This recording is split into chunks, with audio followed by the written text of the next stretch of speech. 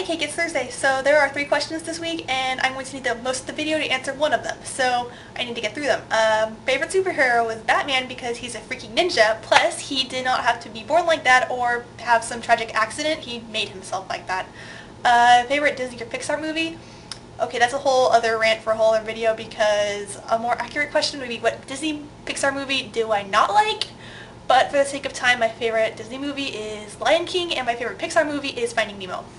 Okay, Diana, you wanted Greek gods and goddesses, so I'm going to give you Greek gods and goddesses, because we're going to play a little game called Nellie has a big test on this tomorrow, and let's see if she can teach you all this in under 4 minutes. The Greek creation, starting with like creation myths, first there was chaos, and out of chaos came Gaia.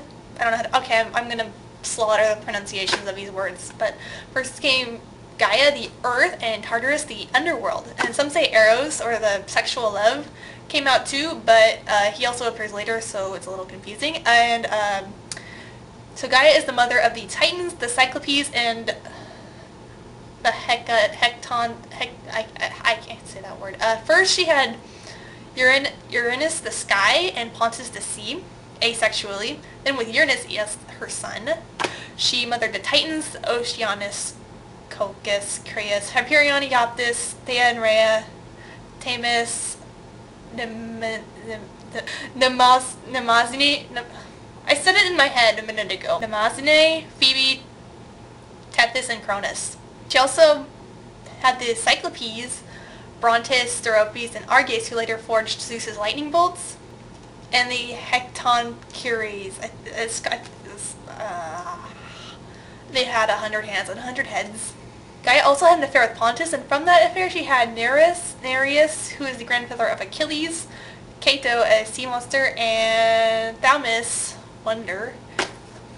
Cato parented the Graeae, or the Grey Ones, you know, those 3 creepy people from Hercules who cut the thread, and the Gorgons, including Medusa, who from her blood Pegasus was born. And okay, there's one thing that's always irritated me, is how people call winged horses Pegasuses, or Pegasi.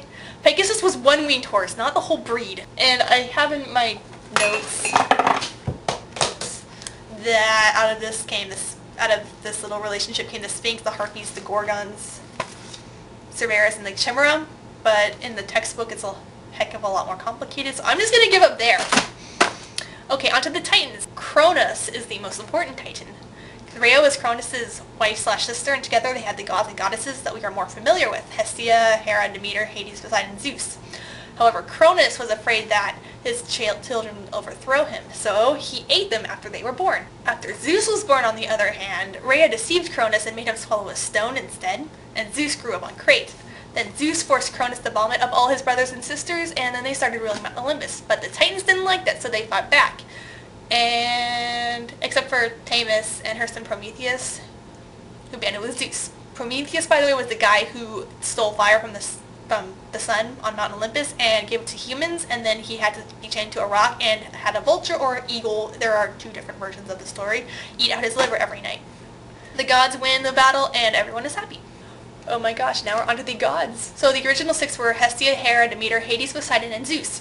The other 6 were Athena, Apollo, Artemis, Ares, Hermes, and Hephaestus, and there's also Aphrodite too, but her relationship to them is a little messy.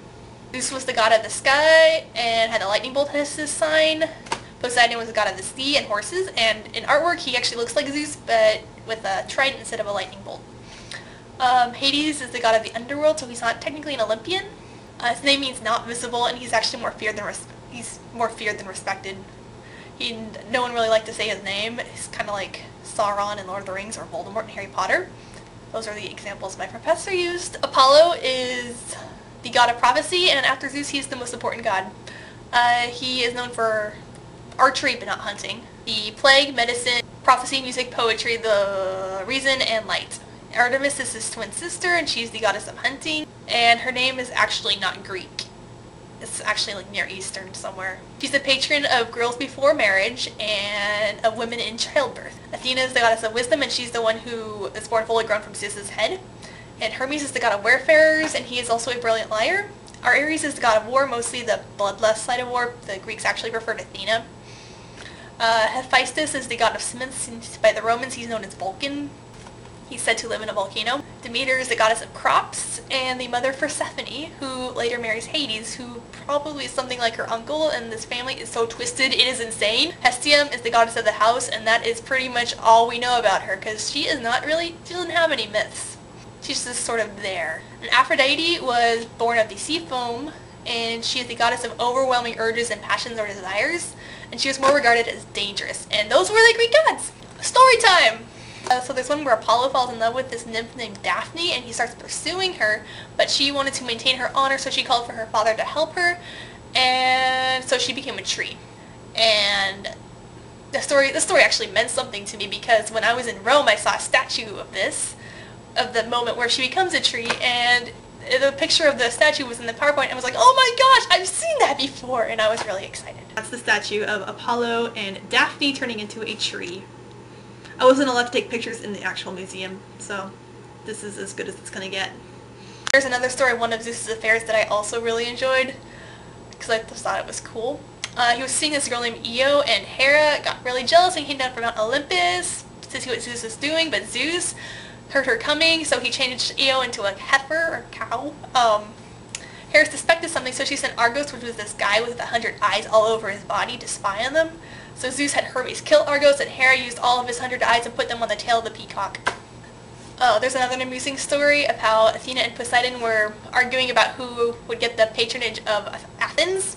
So they went to the people of Athens and tried to give them gifts to get their approval, and Poseidon stabbed his trident into a rock and had a saltwater spring come out, and Athena gave them olive trees.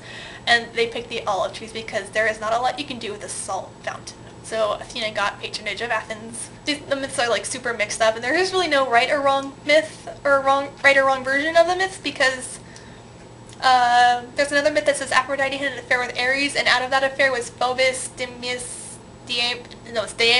Harmonia, and Eros, who was also supposed to have come out of chaos way at the beginning of creation. So it's confusing.